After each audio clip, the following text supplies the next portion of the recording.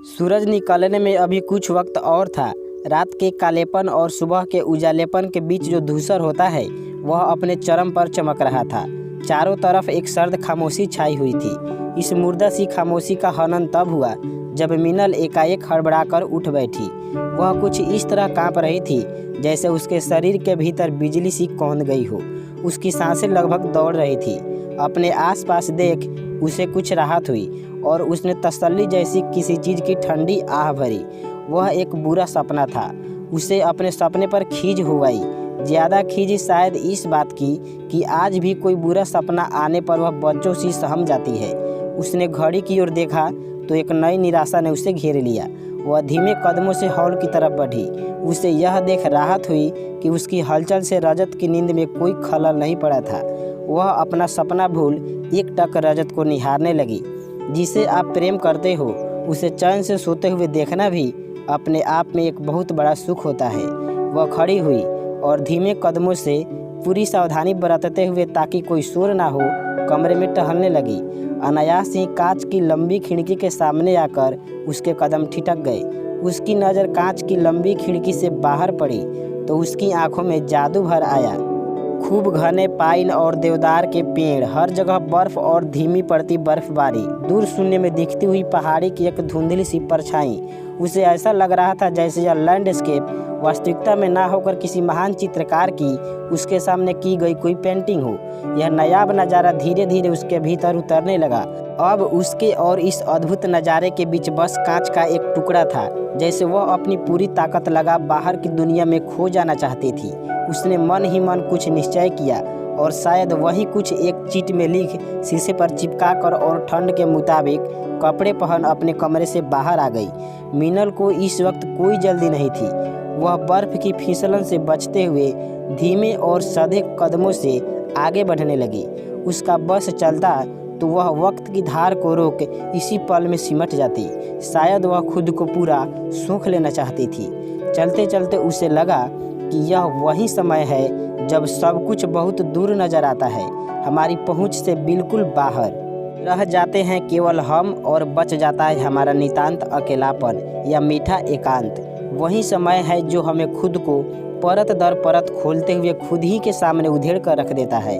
हम अपने भीतर झांकते हैं साहस से या किसी मजबूरीवश और खुद को आर पार देखते हैं।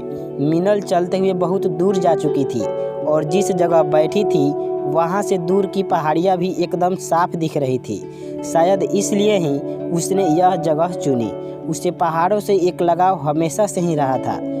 दूर पहाड़ियों की चोटियों पर पड़ी बर्फ की सफ़ेद चादर उसे इस कदर आकर्षित करने लगी कि उसने वह बर्फ नज़दीक से देखने की जगह अगले जन्म बर्फ की चादर हो जाने की कामना की। शायद जब हम किसी चीज़ को दूर से देखते हैं तो उस अनजान के झुरमुट में भी कुछ सुखद होने की आशा ही हमें विस्मित करती है। जब तक हम उस अनजान को नहीं जानते और उसी के पास नहीं पहुंच जाते, हमारा यह भ्रम बना रहता है। और जैसे ही हम उस अनजान के नज़दीक पहुंचते हैं, हमारा यह भ्रम कुछ यूँ बिखरता है मानो भीतर बहुत कुछ टूट गया हो। ऐसा टूट जो किसी की नज़र में आने का मोहताज नहीं होता, जिस टूट को केवल हम देख सकते हैं, जिसकी पीड़ा केवल और केवल हम खुद महसूस कर सकते हैं। पहाड़ों के सौंदर्य और सुनहरे पुराने दिनों के बीच जरूर कोई अदृश्य लेकिन घनिष्ठ रिश्ता होता है। एक ऐसा रिश्ता जिसमें कभी गांठें नहीं पड़ती। मीनल को भी पहाड़ों की गोद में बैठे बीते किस्से याद हुए। जीवन भले ही गंदे पानी के तालाब की तरह क्यों न हो, लेकिन उस गंदे से गंदे कीचड़ के बीच भी कुछ हसीन यादें दिलकश कमल की तरह उग आती है। और यादें भी वे हम अनुमान भी नहीं लगा सकते कि ये हमारे जहन का हिस्सा बन हमारे अंत तक साथ रहेंगी और जिनसे लिपट कर हम अपना सारा जीवन गुजार देना चाहेंगे। याद आए किसे अमूमन किसी बीते हुए प्रेम के होने चाहिए थे या किसी प्रेमी के होने चाहिए थे, लेकिन बादलों में मीनल को जो आकृति दिखाई दी वह बड़की दीदी की थी। उसने एक गहरी सांस अंदर खींची और कसकर आंखें भींच ली, लेकिन इसके बाद लोगों के घने अंधेरेपन में जब बड़की दीदी नजर आई तो वह कुछ कांप गई। उसने कुछ धीरे से आंखें खोली। यूँ बड़की दीदी को याद करने की कोई खास वजह नहीं थी और इस वक्त तो बिल्कुल भी नहीं, पर शायद हमारी ज़िंदगी के कुछ चुनिंदा खास लोग हमें इसी तरह याद आते हैं, बेवजह और बेवक्त। बड़की दीदी से उसकी एक अरसे से मुलाकात नहीं हुई है। बीते हुए दिन और ज़्यादा पुरजोर तरीके से उसके सामने तैरने लगे थे। अतीत और वर्तमान के बीच की रेखा मध्यम होती हुई एकदम धुंधली पड़ चुकी थी। वह बड़की दीदी को घर की कोई बात बता रही थी। जरूर कोई ऐसी बात रही होगी जिसके लिए माँ ने उसे कहा होगा कि यह किसी को मत कहना। हर परिवार के अपने कुछ राज होते हैं, लेकिन बड़की दीदी भी तो उस परिवार में शामिल थी। बड़की दीदी को वह बात कहते हुए उसकी आवाज़ में कोई संकोच नहीं था और ना ही कोई लाग लपेट थी। वह बेधड़क हो धड़ल्ले से बोल रही थी।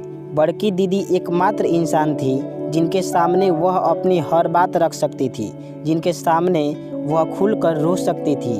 और ज़िंदगी में किसी ऐसे इंसान का होना जिसके सामने आप खुलकर रो सके किसी वरदान से कम नहीं हुआ करता।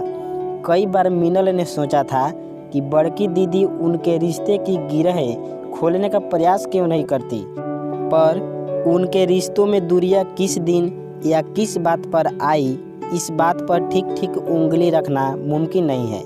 कई बार रिश्तों में किसी की कोई गलती नहीं होती, वह रिश्ता धीरे धीरे स्वयं ही खोखला हो जाता है या समय की बलि चढ़ जाता है। क्या प्रयास कर एक मरे हुए रिश्ते को जिंदा किया जा सकता है? मिनल ने खुद को झिझोड़ा। बड़की दीदी कहाँ सोचती होगी मेरे बारे में, कहाँ मुझे याद करती होगी। इतने सालों में एक फ़ोन नहीं, एक मैसेज नहीं। क्या उन्हें कभी मेरी कमी महसूस नहीं हुई? मैं कैसी हूँ यह जानने की इच्छा नहीं हुई? इतनी खट्टी मीठी स्मृतियाँ, साथ बिताए पल, क्या सब कुछ? सवाल खुद से था तो जवाब भी खुद ही देना था, लेकिन मैंने भी कहाँ किया उनसे संपर्क। शायद उन्होंने भी कई दफ़ा सोचा हो मेरे बारे में, पर संपर्क ना कर सकी हो मेरी तरह। अक्सर रोज़मर्रा की जिम्मेदारियाँ पुराने रिश्तों पर हावी हो जाया करती है। उसने खुद ही को समझाने की कोशिश की। उसने अपने फ़ोन में वह मैसेज खोला जो वह लिखकर कई बार पढ़ चुकी है। वह मैसेज जो उसने बड़की दीदी को लिखा तो था, लेकिन कभी भेज नहीं सकी। वह यह सब सोचते हुए बर्फ़ में ही लेट गई। फिर अचानक लगा कि वह कुछ निश्चय करती। इतने में उसे रजत की आवाज़ करीब आती सुनाई दी। मिनल, यह क्या? तुम्हारी सफ़ेद जैकेट तो धूल में है, चलो अब जल्दी इसे बदल लो, फिर घूमने भी जाना है। अगर आपको ये कहानी अच्छी लगी हो तो वीडियो को लाइक कर दीजिए और चैनल पर नए हैं तो सब्सक्राइब भी कर लीजिए।